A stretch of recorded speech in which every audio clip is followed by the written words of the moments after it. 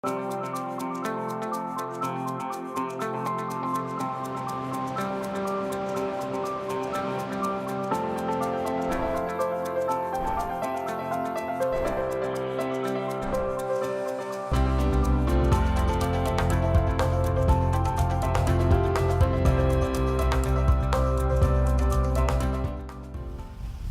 I'm Len Jarvis, contributing editor for Across the Fence, and welcome to Brazil.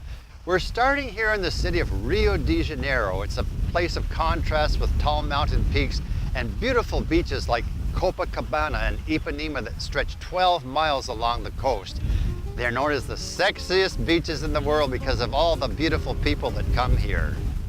Including my traveling companions, Johanna Gingras from Montreal and Marco Ayala, the video editor for our show today.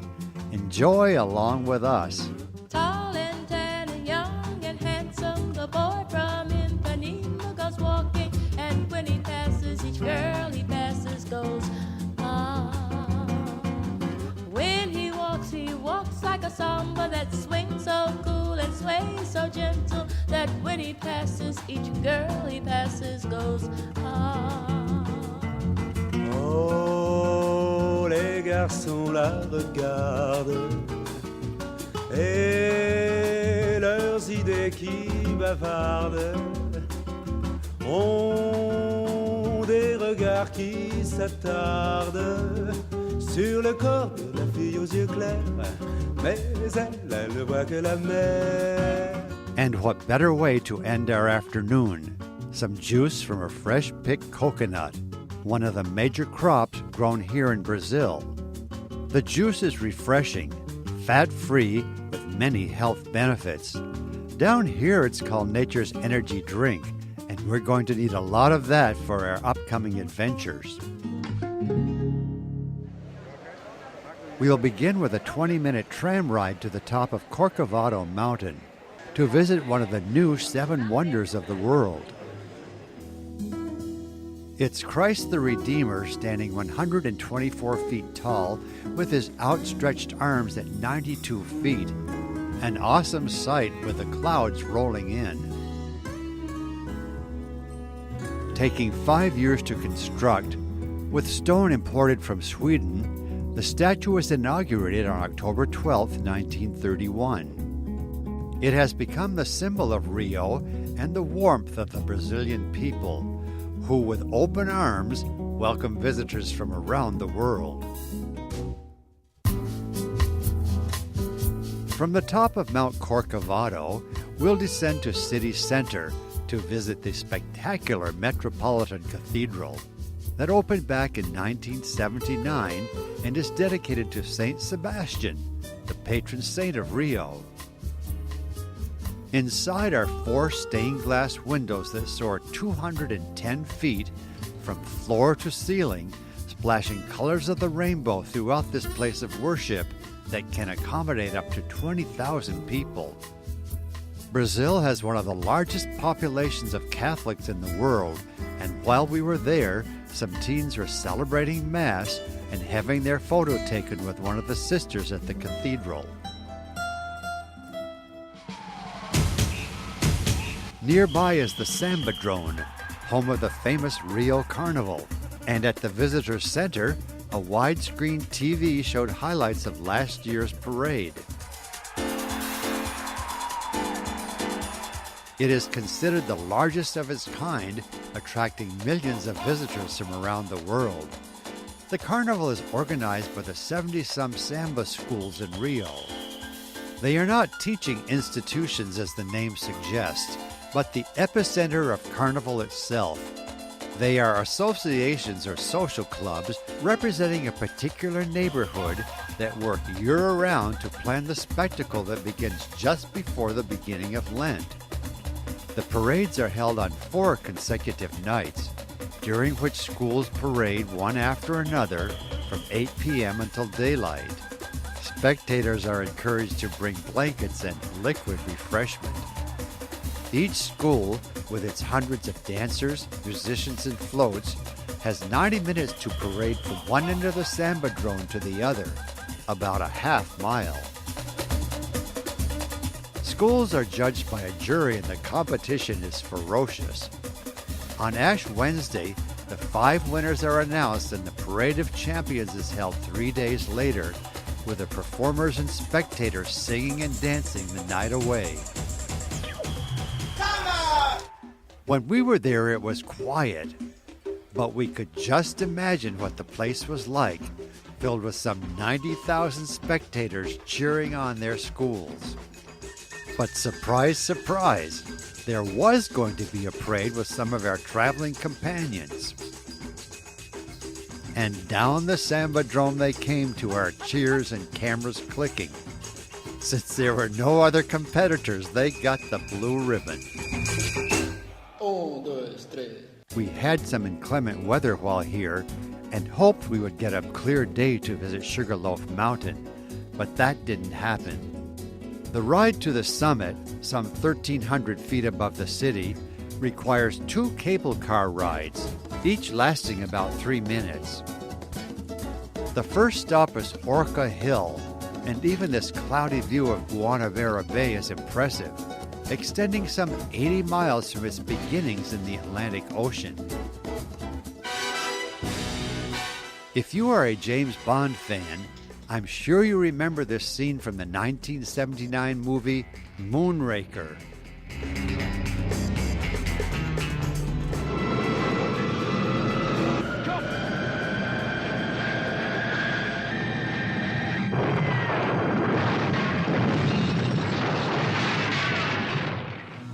And here for all to see is the cable car used in that memorable scene, played by actors Roger Moore, Lois Chiles, and Richard Kyle. Now it was on to the top of Sugarloaf. Doesn't it look like we're ascending into another world, perhaps never to be seen again? And this is what we encountered stepping off the cable car. The only good thing I can say is that we found an ice cream stand and there are no lines. As we descended, the clouds lifted for a moment and we got our last look at Sugarloaf, wet and dreary, but still looking quite majestic. One can't visit Rio without visiting one of the many night markets. Join us and see if there's something you would like.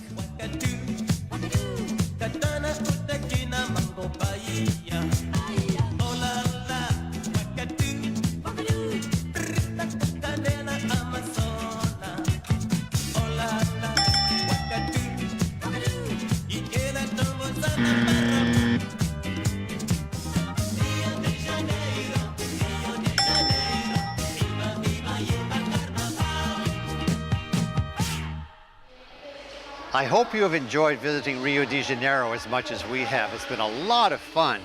It's a city of contrast where the poor live next to the privileged and they're all very proud of where they live. We're at the airport now waiting for our flight to get a closer look at the majestic Iguazu Falls that spans the border of Brazil and Argentina, and we're told we'll get breathtaking views from both countries. Now, how neat is that?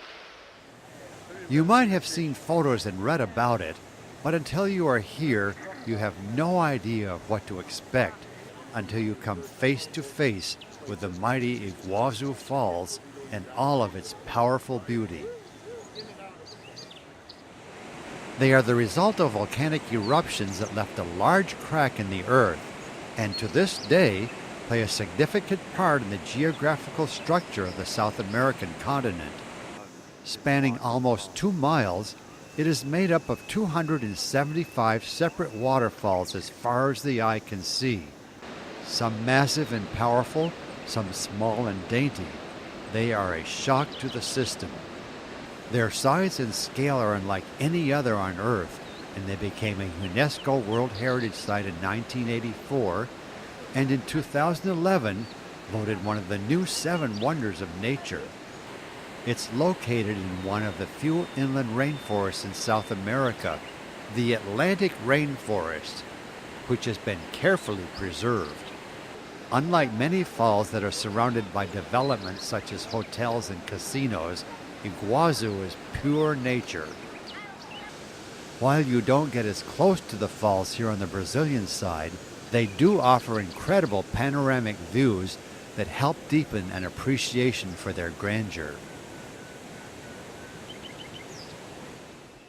We just got off the bus and we're on the Argentinian side of the falls now, and we're about to board a train to the top of the falls, and I'm told it takes about 15 minutes. And we were curious to see how it differs from the Brazilian side. One thing I can tell you, it's about 100 degrees here. That's 100 degrees Fahrenheit, and it's going to be a warm day. Coda Mondays jumped off the tracks as we pulled into the station. Generally shy and retiring, those that live here are always on the lookout for a handout, perhaps some tasty crackers dropped by a tourist. Typically, they are omnivorous and primarily eat fruit, other small animals, and bird eggs, using their long snouts to poke through crevices to find any scrap of food to satisfy their voracious appetites. While overhead, the small capuchin monkey summoned up all his courage to make this giant leap from one tree to another. Perhaps he was trying to escape from a tree full of very active honeybees on such a hot day, or trying to catch this blue morpho moth, found only in South America, that was enjoying the midday sun. But as it turns out, he was on his way to steal this empanada from an unsuspecting tourist. Before we explore the Argentinian side of Iguazu Falls, I was curious about the Guarani, an indigenous people who have lived here for centuries. I asked our guide Lucas Areco for some information. Well, all the waterfalls represent the energy of their ancestors. So the Iguazu Falls, especially in the area called Double Throat, is huge. So you could imagine how energetic is that place for them. They believe that Nyanderubutu, which is the greatest god they have, created this world perfect for them. It's a lot of trees, a lot of rainforest, a lot of animals, a lot of birds, a lot of rivers, a lot of fish on those rivers. So he made a paradise. And then he created the Ava, the men, the Guarani, to enjoy that world. So they don't need to die to go to the paradise. They born in the paradise. They are surviving as the whole rainforest in this area and around the world, they are in danger of extinction too, because they depend of the rainforest to live. They believe it's related with the rainforest. So if the rainforest is in danger of extinction, they are also endangered. Thank you, Lucas. The falls are not only beautiful for the eyes, but the souls of the Guarani people. This is Devil's Throat that Lucas mentioned, the most powerful part of Iguazu Falls. Approximately half the river's flow descends here, 242 feet from top to bottom, with 14 smaller waterfalls that send mist and spray high into the air.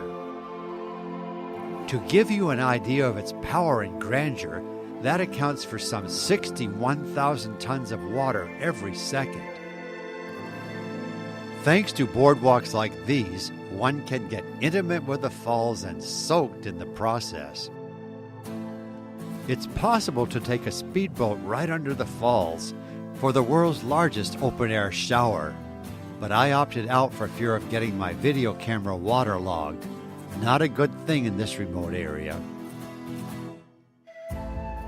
Here, legend says that an ancient shaman predicted the birth of a rainbow, but no one believed him.